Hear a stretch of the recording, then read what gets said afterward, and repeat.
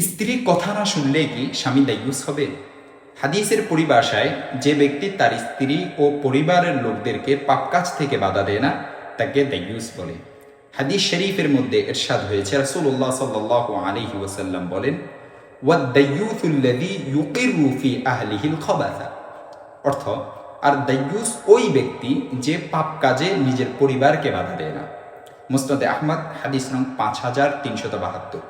আব্দুল্লাহ ইবনে উমর রাদিয়াল্লাহু তাআলা আনহুমা বলেন, রাসূলুল্লাহ সাল্লাল্লাহু আলাইহি ওয়াসাল্লাম বলেছেন, সালাসাতুন ক্বাদ হাররামাল্লাহু আলাইহিমুল জান্নাহ, মুদমিনুল খামরি ওয়াল আaqu ওয়াদ-দায়্যুসুল্লাযী ইউকিরু ফি আহলিহিল খাবাসা।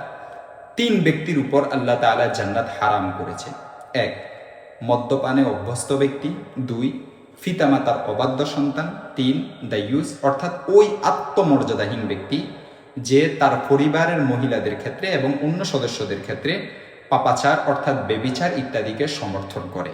দেখতে পারেন মুসনাদে আহমদ হাদিস নং 5372। অপর এক হাদিসের মধ্যে রাসূলুল্লাহ সাল্লাল্লাহু আলাইহি ওয়াসাল্লাম বলেছেন, সালাসুন লা ইয়াদখুলুনাল জান্নাহ ওয়া লা ইয়ানজুরুল্লাহু ইলাইহিম ইয়াওমাল কিয়ামাহ, আল আaqu বিওয়ালিদাইহি ওয়াল মারআতুল মুতারাজ্জিলাতুল মুতাশাব্বিহাতু বিররিজাল ওয়াদ দায়ুস।